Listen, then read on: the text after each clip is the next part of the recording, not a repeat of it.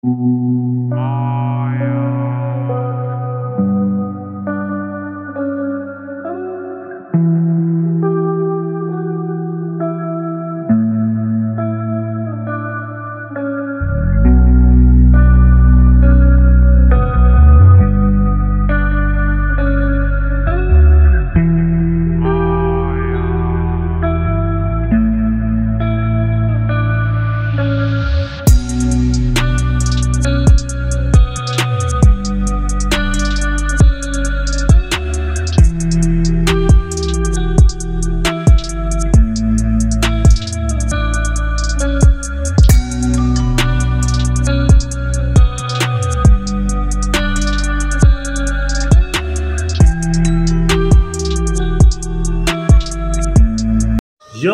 What's up again mga kakusot, mga karpintero at mga karpintera, and you're now watching here again our channel Karpenterong Pinoy TV by GCS Woodwork. So ayun guys, medyo matagal din tayong hindi nagkitang muli dahil nga marami tayong inaasikaso at mga bagong proyekto na ginagawa at pinagtutuunan din ng pansin sa ganun is umabot tayo sa mga deadline kasi nga burn months na naman ngayon at marami na namang nais magpagawa sa atin at ayun nga, iniisa-isa natin at inaayos natin lahat at sinasalang natin dapat maging planchado lahat bago natin yan ipasa sa ating mga tao. So ayun nga guys, no? Ang gagawin natin at proyekto natin for today's vlog na ipapakita natin ay dyan lang naman yan muli sa ating ginagawan dati sa Infinite Tower. So ito ay 2-bedroom unit lang naman and living, dining, kitchen lang naman yung gagawin natin at pagkakandahin natin. So, i-makeover natin yan. So, ano pa hinihintay nyo? Samahan nyo ako. At pagandahin na natin ang kanyang unit. So, ano pa hinihintay nyo guys? Let's go! So, ngayon nga guys, agad natin binisita ang kanyang unit. Dali-dali tayong pumunta dahil nga meron na naman magpapagawa sa atin dito sa Infinite Tower. So, ayun guys, 2-bedroom unit to. And ang gagawin natin dito is gagawin natin yung kitchen niya. Parang i-incorporate natin para malagay yung oven and magkaroon pa ng ibang lagayan like utensil, and meron siyang pull-out na gagawin din natin para sa kanyang condiments, and meron din siyang floating shelf sa kanyang laundry and CR cabinet, and also mga accent wall.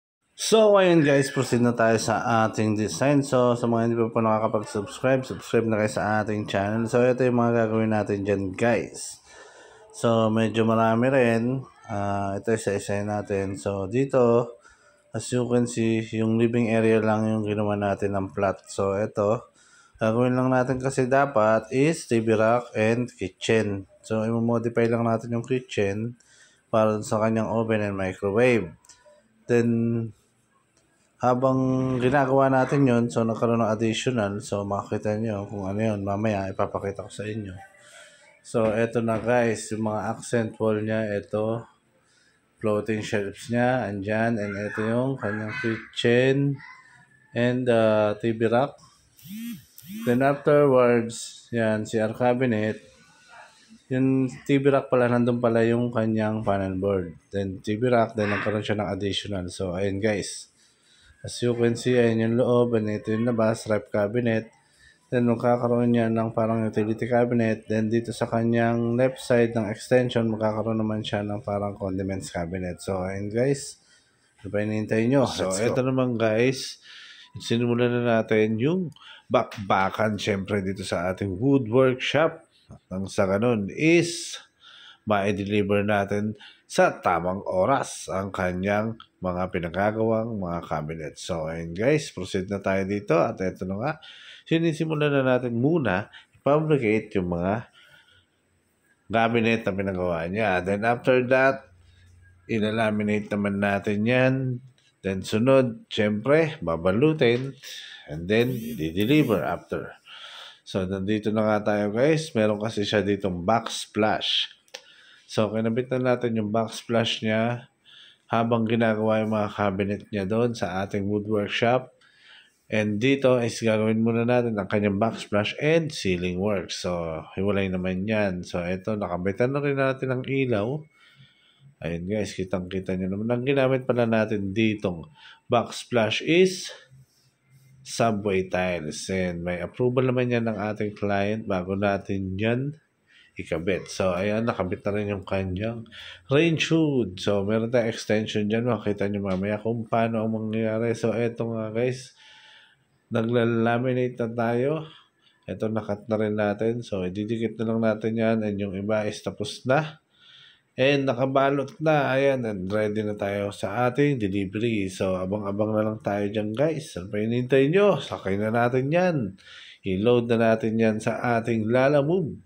Lalamove, baka naman. At ito nga, sinasampa na natin isa-isa ang mga cabinet na tapos na at ihahatid natin sa kanyang unit. Nang sa ganun is makabit na natin lahat yan. So, ayun guys. Kita-kita tayo mamaya. Ano pa hinihintay nyo? Let's go.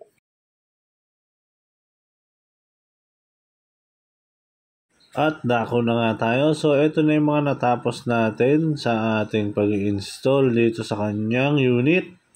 So, hindi pa nga siya tapos. Nagkaroon lang tayo ng changes and nagkaroon tayo ng additional works na pinagawa sa atin ni client. So, ayun, agad naman natin yung gagawin. So, ito guys, no, dito na yung kanyang microwave. Then, yung oven niya, ililipat natin doon sa kabilang dulo. Then magkakaroon tayo dyan ng lagayan ng mga condiments. Condiments cabinet and also parang shelves lang. Then ito yung kanyang TV rack, no? Naka-ready na. Andiyan kasi yung panel board niya. So pinili natin yung fluted panel para ma-cover up at hindi mahalata yung access dun sa kanyang panel board. And ito na yung kanyang ceiling works. Yan yung mga accent wall niya is okay na rin. So, mamaya-maya lang is makikita nyo yung pinaka-finished product natin. So, ito nakabit na rin yung kanyang CR cabinet. Dito, as you can see, no? Yun yung kanyang shower enclosure, syempre. Yung floating shelf is isusunod natin dyan. So, ayun guys, no? Sabay-sabay natin panoorin. Let's go!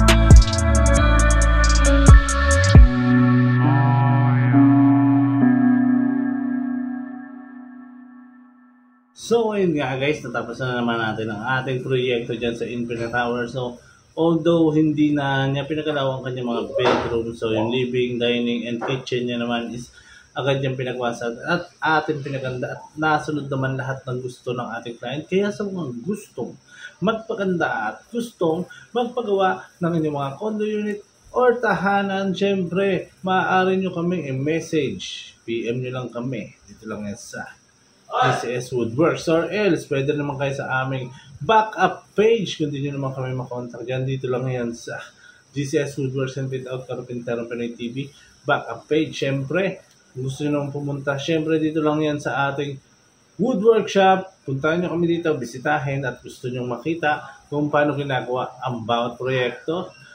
Visit nyo lang ang aming shop. Dito lang yan sa, traceable naman yan, GCS Woodworks and Fit Out. At makakarating kayo dito sa punto sa aming lugar.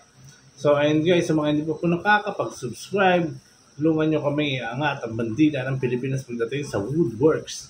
At syempre, mas gagalingan at mas gagandahan natin ang bawat proyekto nun sa ganun is kilalanin tayo at mahalin tayo ng mga client na nagpapagawa sa atin. So ayun guys, sa mga patuloy na nanonood, sumusuporta at tumatangkilik sa ating proyekto, maraming salamat po. At sa lahat ng nanonood sa amin to, ng sawang sumusuporta, maraming salamat po.